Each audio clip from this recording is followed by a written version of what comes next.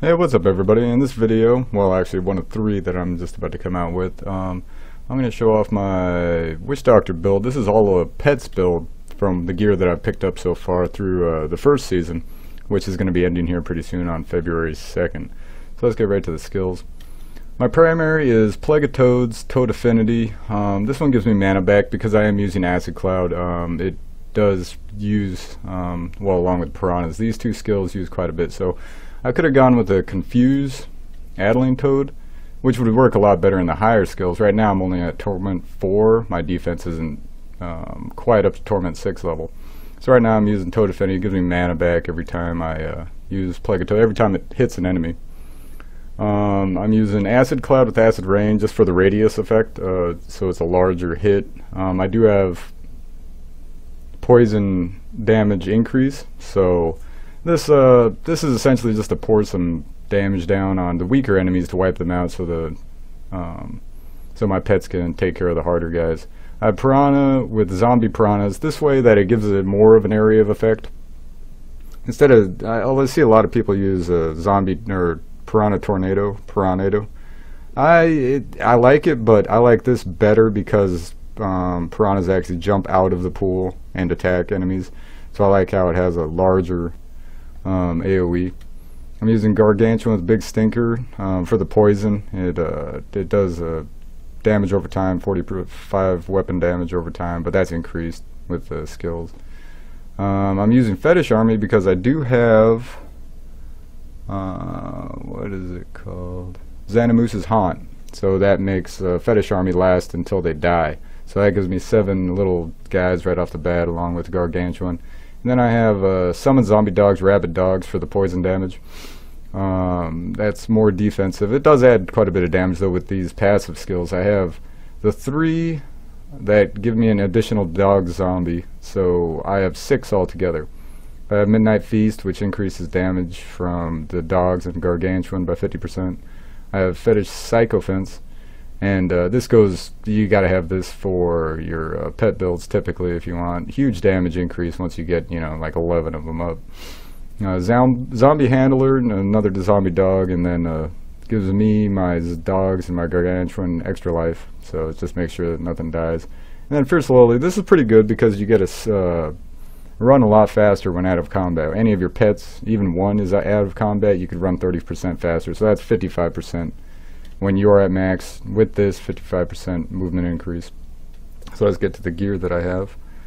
So right off the bat I do have the 4-piece bonus. I have 3 pieces along with a ring that reduces it to, I only need 3 pieces of ZANIMUSSA'S Marrow. And the 4th set bonus is your Fetish Army lasts until they die. That's a huge damage increase because now I just have to really just cast it once. If, you know, a few of them die, I'll just recast it. You know, it's a 2-minute cooldown, not bad at all. So that is a big one for any pet build.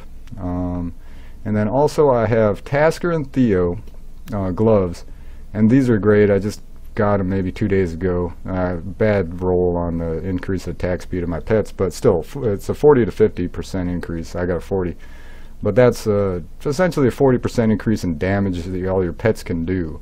So that's a big bonus. Along with this, the Mask of Dram, pets deal 82% more damage, so that could go all the way up to 100. Kind of a crappy roll on that one too, but as you can see with these two combined, your pets are going to be doing a lot of damage. My one-handed weapon is rhen'ho Flare. Plague of Toads now seeks out enemies and can explode twice. That makes Plague of Toads very useful, and also probably the best skill once you have this that will spawn Fetish Sycophants. Rhen'ho Toads, everybody uses that, but I highly recommend if you do have this, use this to spawn Fetish Sycophants. Otherwise, decent damage off of that. My offhand, Thing of the Deep, really I always roll with this with the Witch Hunter. I do love the increased golden health pickup by 20 yards. It really does work with a lot of different builds, especially when you tie in the skill, God, what is it? Grave Injustice, where it reduces all your cooldowns by 1 second and gives you life and mana back. So if you have that with Thing of the Deep, that's a 45-yard increase. That's essentially the whole screen. If anything dies on your screen, you'll get that bonus. But otherwise, that's what I usually run. I've got decent stats on that. I wouldn't mind switching out the vitality, but I do need some toughness. For my legs, I got Swampland Walkers. That just gives me a poison damage increase. I do have other ones that do have different things. For like if 3 enemies are nearby, I start doing a little poison AoE. But these ones overall, I like the poison increase damage. Along with my wrists, I have poison increased by 15. That could go up to 20, just a bad roll. Also my necklace 15. And then my legendary gems, the ones I really roll with all the time are Pain Enhancer, which any criticals that I have cause them to bleed for about 700 weapon damage per second. And then Gem of Facius Toxin, and this one's good for 325 weapon damage per second. But also I got this one up to rank 25, so now all the enemies that I poison take a 10% increased damage, so that's a good damage boost. And then that's about it really for my gear. Nothing else really special. I do have the belt that Locust Swarm also slows enemies. Another bad roll, 60%, bottom of the bottom. I wish it was 80, but I use this in my other builds that I'll be showing you. Otherwise, I just got it on for now. I probably got a better belt around, but for now I'm using it. As you can see, as my stats don't really look that good along with my sheet damage. My toughness is pretty high, but I wouldn't mind getting that higher for Torment 6. Recovery is pretty low too, but since I have that big radius, I pick up all the orbs that are anywhere nearby, so it's not too bad. Critical hit chance could be higher, 38%. Critical hit damage could be about 100% higher, but that's not too bad. And the reason why is because the rings that I have to use, one of them is for the set bonus, and as you can see, I got a shit roll on that. So, and then also, it's not too bad on this one for the Royal Ring of Grandeur that allows me to use 3 pieces of a 4-piece set and still get the bonus. Area damage not bad, 86%. Poison damage increase 49%. I could get better. I could probably get about 15% more out of that if I just kept re-rolling. But it's just, it gets expensive, and then getting the mats for it does take some time. And the Locust Swarm damage, don't worry about that guy right there. Anyway, life per second a little high. Life per hit needs to get a lot higher. 3,000 ain't very much. Life per kill pretty high, so that's not too bad really. Especially since I'm not going to be in the thick of it. And that's about it for my stats. Nothing special. You know, defenses could be higher, but otherwise, overall, not a bad build. Like I said, for some reason, the sheet damage for Witchdoctors just doesn't seem to get that high compared to, say, a Wizard. But when you do bust everything out, it actually doesn't really matter. So let me show you. So this is Torment 4. Let me get all my pets out. So there's those, and those. So right off the bat, I have, what, 14 pets. Oh, look at these guys. Hopefully they drop something. But anyway, yeah, I just drop a little poison on them, start shooting out my toads, and let my pets do the rest. Yeah, no, nothing out of that. As you can see, it's not a bad build at all. I already got 3 Sycophants.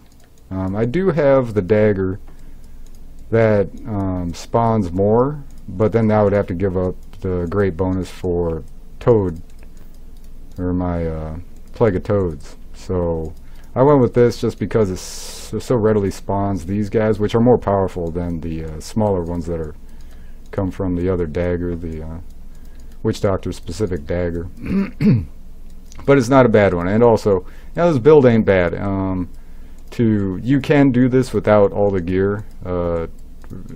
Just a set bonus for ZANIMUSSA is the one that I would really try to go for. I was able to gamble up 2 pieces just today to make this build, so it's not too bad at all.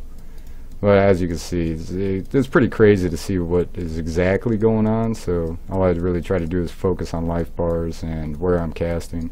Because now I got 10 Sycophants going right here, and as you can see, really my highest damage is really 7 million per hit, but everybody's hitting so many times so fast. I got so many pets out there, that it's not a problem at all that they're hidden, you know, just for about 7 million. So even on I tried on Torment 6, and like I said, the damage is there, but the defense is not. So hopefully I'll be, look at this big wad of let's let them kill those guys. It doesn't take much at all. So so anyway, that's about it for my video. This is like I said, the first of 3. I have a Locust Swarm build, actually 2 of them, a cold and a poison one, that I'll be putting up here right after this. Well, still got to record them, but make sure to check those out if you're interested. And then thanks a lot for watching. Make sure to like and or subscribe if you enjoyed this or any of my other videos. Oh yeah, nothing better than huge groups of enemies. Oh, I'm up to 15 now. So what is that? 13, 14, 15. That's about 30 pets right there. And I could get more with, if you know, I was able to get certain things on procs and everything like that. It could get crazier than this. I'll probably just keep working on, you know, a great set of gear where I could get maximum pets out of everything with still maintaining huge DPS numbers.